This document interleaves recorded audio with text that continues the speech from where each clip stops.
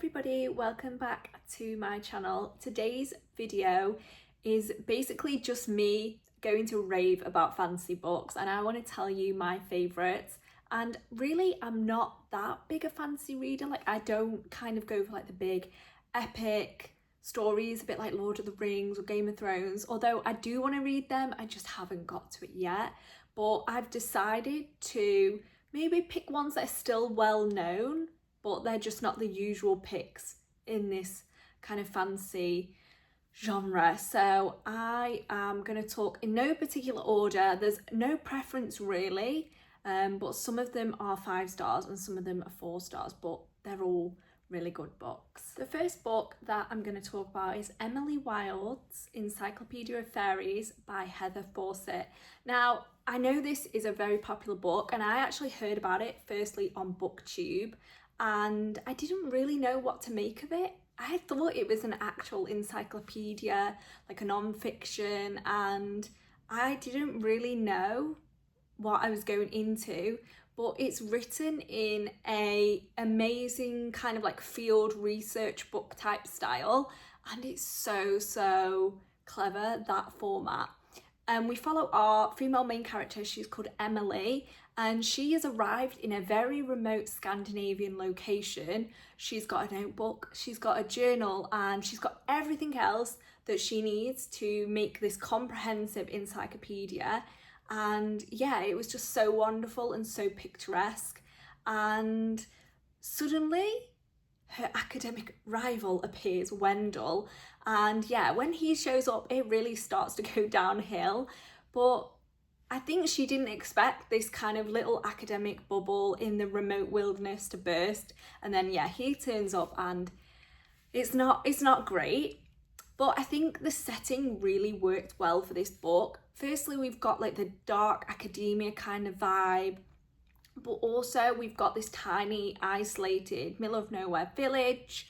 And yeah, I don't know how long it took her to get there. Honestly, it is truly middle of nowhere, surrounded by mountains, and everybody knows everybody. They're all gossiping and they're talking about, oh, this academic's turned up to the village. And it was very quite gothic and eerie and felt very like folklore-y, and I really liked that vibe. I thought added with the dark academia, it just worked so well. And I think as well, we didn't just have like a boring university setting, we actually were kind of like out in the field, and that made it a lot more intriguing to me as the reader.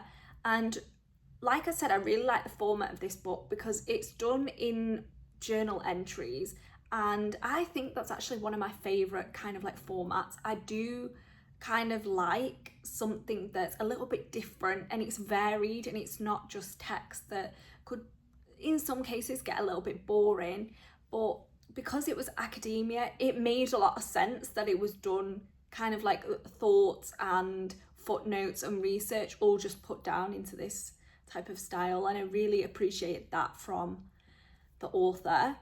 I wouldn't say this is romantasy, but there is romance in it. I just don't think it's the absolute centre of this tale. That's why I didn't include this in a romancy video. I still think the fantastical elements largely outweigh the romance elements, but yeah, I still love the romance that is in there, don't get me wrong, and it is a very strong part of this book. But yeah, don't expect this book to be super cozy fantasy, because there are definitely parts that are like that, but there are definitely parts that are very intense, very kind of like spooky and dark. And yeah, it's not particularly high stakes, but there are definitely moments where we get a little bit of high stakes, high tension, and yeah, it really kept me enchanted, and just like the whimsical atmosphere of it really worked wonders on me, and I rated that one a 4 star, so it was a good one for me.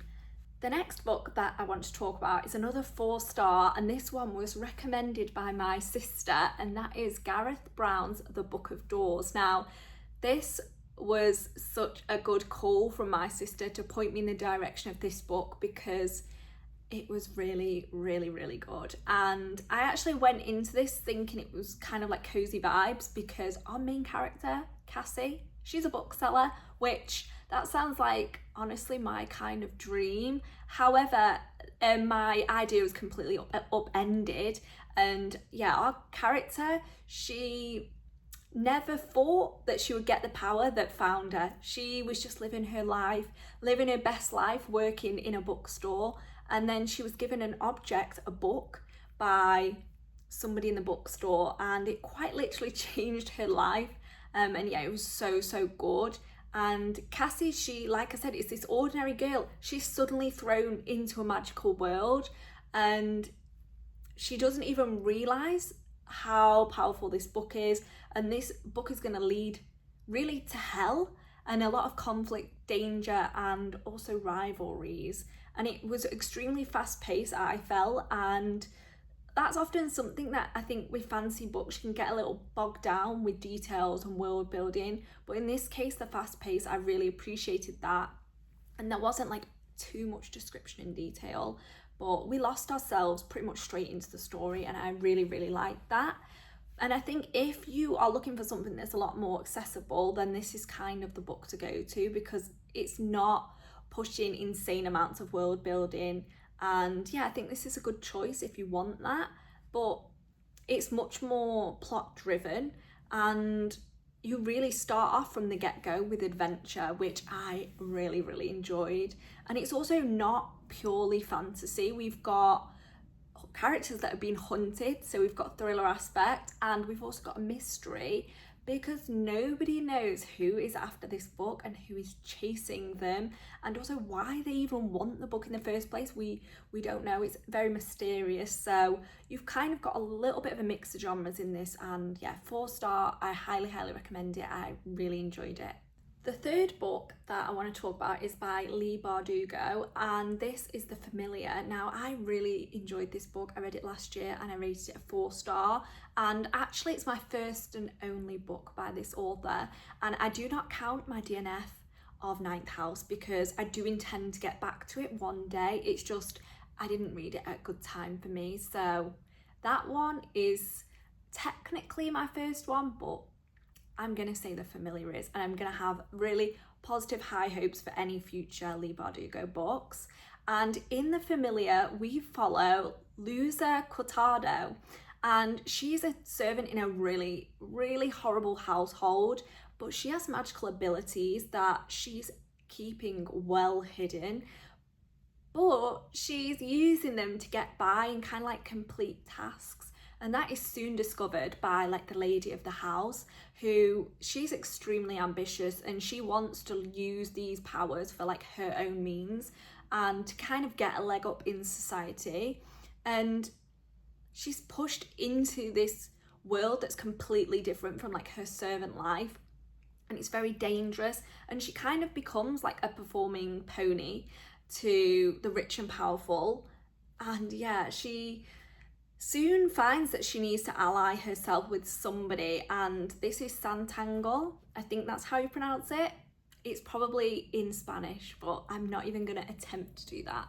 But yeah, she's very much embedded in the court at this point, and she is trying to trust him, but she doesn't understand or know his motives, and she's very reluctant to have proximity to him. But yeah, it's a very slow burn, and I think that the stakes are very high because she's a servant. She's suddenly thrust into this world that she doesn't know, and she knows that she's being exploited. She just doesn't know, you know, people's intentions and who can help her and who's just trying to get her magic. And also at the same time, there's the aspect of religious authority in this book, which is interesting because there's a lot of superstition towards magic and quite a big fear towards it as well. And I think the historical setting in this book is one of the things that stands it apart from others, and is set in Spain during the period of time where religion and monarchy were extremely intertwined. And I think as well, the whole aspect of the social hierarchy was important, and the idea of like having a court. And yeah, it added a lot of intrigue to the book because it was very richly described, and for me that kind of went against what I'd previously read. I'd read a lot of the same type of copy and paste fancy vibes and settings, like often kind of like medieval Englandy type of thing, and this was slightly different, and definitely we're getting Spain. It's different than anything I've ever read anyway, so I really appreciate that when I read this book. Book 4 is the first 5-star that I want to talk about, and that is The House in the Cerulean Sea by T.J. Klune. Now, this book is honestly such a good memory for me. However, I did actually start with not really liking this book very much. I thought it was a little bit kind of like governmenty, and it didn't really inspire me at all to begin with. It very much focused on our main character's work life. He was in the department in charge of magical youth, and I thought, oh no, it's going to be all tedious paperwork and kind of like dull inspections.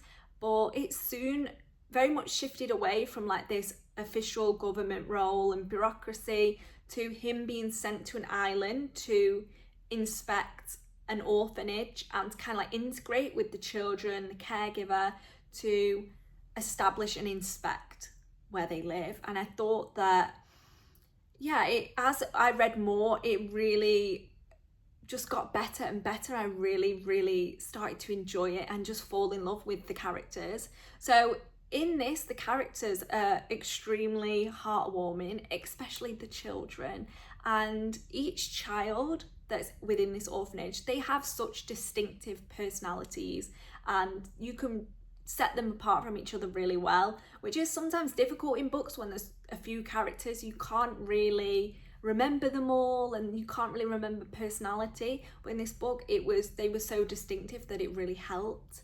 And I also love our main government worker. He's called Linus Baker. He is such a rule follower, the strict kind of like government guy that's just bothered about doing everything to the letter. However, when he goes to visit the orphanage, he meets the reclusive Arthur, who is the like caregiver. That really changes him and his work and his kind of like appreciation of the work. And yeah, it's home to these 6 children that they're very much feared, shamed by society, but they seem suddenly to be completely different than their labels, and he is very much changed and dragged into something much deeper than he expected, and he soon starts to question everything that he knows and everything that he's been told. And it was such a interesting and really important story. And the main tropes in this book, so we've got found family, which I think is one of my favorite kind of tropes. We've also got grumpy sunshine, which can go really either way for me, but in this book it was really good because it wasn't just like an instant flip and an instant change, but it was very gradual, and we built up in terms of character development, and I thought that was really good. We've got misunderstood characters, so we've got the 6 children. They're extremely misunderstood, and they, yeah, like this, I said, they're very much shunned from society. They're believed to be like immoral, and I thought that was really interesting, kind of like the flip and the switch. But yeah, I really enjoyed this, and I also highly recommend book 2, which is called Somewhere Beyond the Sea, and that is equally as good. Well, it's not as equally good, it's slightly less good, but I still loved it. I did rate that one a 4, and I rated The House on the Cerulean Sea a 5. So overall, both very good. And if you pick up the first one, then please pick up the second one, because I ran to the library when this book was released. I was like the first person to get this book, and I very much loved it. Next book that I want to talk about is one that is very different from the previous books, and that is Susanna Clarke's Piranesi. Now, this book I read in 2022 and I rated it a 5-star, and honestly, I'm still thinking about it to this day, and I would absolutely reread it again in a heartbeat. And I have to say, I was quite nervous before I picked this book up because it's not my typical kind of like go-to book at all. However, sometimes it really does pay off to diverge from your kind of like typical, because this was one of the most fascinating books I've ever read. and it's also very, very short. It's 270 pages, and yeah, it packs a punch, I've got to tell you. But I don't really want to go too deep in terms of content, because I think you need to very much go into this without knowing a hell of a lot, because it will lead truly to the best reading experience. But it's basically about the main character's house. It's a labyrinth of just infinite rooms. There's so many corridors, there's statues. I mean, that gave me a little bit of creepy vibes. It kind of reminded me of like the idea of going to a museum and just seeing all the statues and art and stuff, and kind of like the corridors. That was the vibes I was getting. And I also kind of imagined it as sort of like a crypt, and it was like dark and there was lots of corridors jutting off everywhere, and you could kind of get lost in it. And yeah, it was very much like that. And I very much started it without knowing where this story was going to go, but it really did pay off. And the kind of like captivating nature of it was just so impressive to me, and I absolutely enjoyed the unknowingness of it. I didn't know anything, and I think part of the story is kind of being confused and not really having a grasp on what's going on. And yeah, I really liked that. I thought it was so intriguing and something I've never really felt before when reading a book. And I actually think this is like a modern classic. I think everybody should be reading it, and I think people like in school should be reading that, children. But yeah, it was very deserving. It won the Women's Prize for Fiction in 2021. So I wholeheartedly agree with that win. I think it's such an impressive book. So please go into it if you're going to pick it up without knowing too much, because I think you're just going to get the best deal if you do that. The next book, number 6, is Madeline Miller's The Song of Achilles. Now, this is something that I read as a buddy read with my sister. We both rated it 4-star, and I actually think this was kind of the first book that really got me into Greek mythology, and it actually started off a bit of an obsession. Like after this, my sister and I, we did a mini course, I think it was Princeton University, about mythology, because we were just obsessed, and we love it. And this is a retelling of the Trojan War, which I literally know nothing about any of this stuff, so it was all new to me. But some people know so much about mythology, and I always feel quite intimidated, because it's only something that I've appreciated a lot more as I've got older. So I really did go into this without knowing anything. But we follow Patroclus, I think that's how you say it. And he is like the goat. He is the goat in terms of warriors. And he grew up alongside Achilles. I know Achilles, and they really have this strong friendship and strong bond. And then that soon turns romantic. But Achilles, he has to go to war and fight in the Trojan War. And yeah, it really puts their relationship to a test. And it was a really big eye-opener to me, this book. It was so lyrical, and just the writing was so well done, but at the same time it was extremely accessible. Like, it wasn't like a university book or anything like that. It wasn't written in a way that you know, it wasn't so intimidating, the writing. And I think that's just something that I hesitate when I think of mythology. I always think it's going to be written in a very kind of like elevated way, but this was just so good. I absolutely loved it, and I actually think that this could be a reread for me in the future. I don't know, I don't do very many rereads. I've only just started doing them this year, so maybe at some point I might pick this one up, but I absolutely highly recommend it. It was really good. If you want something a little bit different, then this is the book to pick.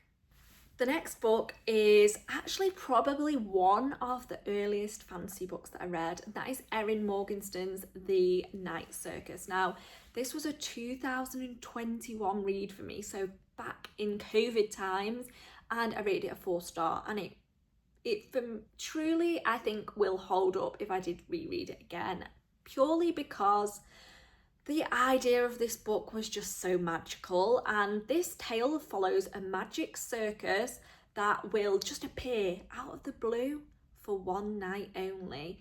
How mysterious is that concept? I was so intrigued.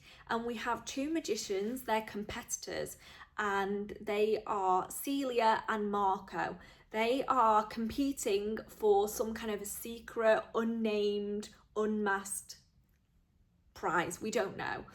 And they perform at this circus, but it turns out the circus is kind of like their competition stage. Nobody knows that.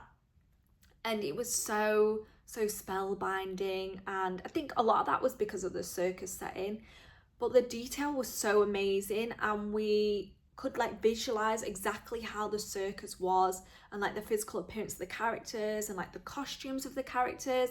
And loads of people say this about this book. I've watched so many different reviews over the years and read a lot of reviews, and people say about how descriptive this book is, and it really is like the standout feature for me. And it's very whimsical, and it's kind of like dreamlike. It's very enchanting and just a magical feeling. And I think the whole idea of immersive writing with the detail, it really creates this kind of like dreamy type atmosphere, but there's also darkness. It's not all like sunshine and rainbows and unicorns. It's nothing like that. There is a touch of darkness, so definitely be aware of that. However, I do want to say why I didn't rate it a 5-star, because the ending for me wasn't quite wow. There was a lot of build up, there was a lot more build up, and then there was a little bit more build up, but yeah, we kind of just plateaued then. And I think that the ending was left kind of like ambiguous and open to interpretation, and sometimes that's okay, but I think I want the ending to be really clear cut. That's just me, but I still really like this book. Purely descriptive wise, I think this book really does it best. And I was actually, after this book, so looking forward to future Morgenstern work, and I read The Starless Sea. I rated it a 1 star. So yeah, that's put a little bit of a downer on this author for me. But The Night Circus is really, really good. Highly recommend it, and push you to read it for the descriptive, immersive, just detail and whimsical nature of it. The 8th book is Holly Black's Book of Night. Now, this is Holly Black's adult debut, and what a debut it was. And it's not actually the first book that I've read by Holly Black. I've read the Folk of the Air series, and I really enjoyed that. So of course I had to try her adult debut, and this is the first book in the Charlatan duology. So there's one more book after this. And the premise of the story was very interesting. The magic in this tale is all about shadows, and I feel that's a little bit different than what we usually get in fantasy books. And it was so mysterious, and like the way that they use shadows was quite unexpected. And also shadows can be stolen, which I thought that was so intriguing. Like how can you steal a shadow? Aren't they like shaped to the person? I was intrigued. I was really caught up in it. And we have our female main character. She is called Charlie. She's a con artist, but she's trying to kind of like redeem herself, distance herself from the past. However, she's soon caught up in a whole range of things, and she's very much thrown off the straight and narrow path, which yeah, it was a lot. But I liked her character because she was just so strong and kind of like savvy, and she did not let things get her down. She didn't let things slide easily either. And this book is quite divisive because a lot of people say about how slow the start is, and I agree, but I feel like it was all worth it in the end. The world needed to be built up, and we needed detail just to kind of like get to the good part. And it did actually take me to a kind of 50%-ish mark to really get into the book and to really appreciate the book. But from there, it was plain sailing, but that is actually why I voted this a 4, not a 5. But I also still really like this book, don't get me wrong. But yeah, I try to kind of avoid the hate. I try not to read too much into it and not be swayed by that. But I think you need to pick it up and try it for yourself. And then if you do find it a bit too slow, or you do find it slow but you want to carry on like me, it's absolutely well worth it. And yeah, if you haven't picked it up, pick this one up, because I really liked it. Firstly, because I like Holly Black's work, but I just felt the magic system was really different and intriguing. And hopefully in 2026 I get to book 2, which is called Thief of Night, and this has been out since September 2025, but yeah, I haven't got to it yet. So I've been putting it off a little bit too long, and I desperately need to read it because the story is all scrambled in my mind, I've got to be honest, but I do know that I really enjoyed it. Lastly, I don't think I could do a video about fancy books and just my favourite fancy without mentioning Harry Potter. And I think Harry Potter is very nostalgic for people kind of like around my age, going into their 30s and their mid 30s, and obviously so many other people as well. But we kind of like grew up with it, and I watched these films religiously. I absolutely love the films, and it's something that I could watch again and again. Every time it's on the TV, I'll watch it. And I don't think that matters. Even I'm in China now, I'll still watch it. I've watched them with Heidi. Like, I would definitely watch them with my kids. And I would hope that they have nostalgia towards it as well, in a way. But in terms of the books, I did not pick them up until 2023, which is honestly kind of shocking. I bought them many years ago. My sister and I, we kind of like split the cost on buying some at a car boot sale of all places. And yeah, we kind of like hoarded them, and I don't know why I never actually read the physical book. But my favourite one out of them all is Prisoner of Azkaban. My least favourite is Chamber of Secrets. And I like Prisoner of Azkaban because I like Sirius's story. I think we get a lot more depth. It's extremely emotional. But why I don't like Chamber of Secrets, I still voted it a 4-star, don't get me wrong. It's just, I think it seems very similar to the Philosopher's Stone / Sorcerer's Stone if you're in the US. It's not too different. So I think it kind of felt a little bit repetitive, and it wasn't as mysterious as I wanted. But yeah, I really like the books, and I just think they're ones that you can go back to again and again and again. And I think it's probably the only series that I could do that for. I have to say, I think it is, because it just is so important to me, like nostalgic wise. It's very comforting, and yeah, it really does actually take me back to younger years. And I just really love it. I really love it. And yeah, I've got a lot of Harry Potter stuff as well. I've got some like plastic kind of like decorations, I guess you'll call them. I've got bookmarks, I've got coasters. I go in Harry Potter shops when I go to places. So yeah, I'm a bit of an addict, but I thoroughly enjoy the books, and they're all 5 stars except Chamber of Secrets and what's the other one? The Half-Blood Prince. Yes, except then they're 4 stars. But if you haven't picked up the books and you've only watched the films, then please pick up the books, because I think you would thoroughly enjoy them. There are like little bits of, you know, differences, but overall so good. So that is my top favorites in terms of the fancy genre. Now, what I think is so good about the fancy world is we can get so many different things. We can get modern, we can get a little bit of the kind of city that we're used to. There might be something set in New York or London. We can get cozy fancy, we can get epic and grand fancy that's set in just epic kind of kingdoms. And there's quite literally something for everybody. So I feel like within my favourites there really is kind of like a big mix.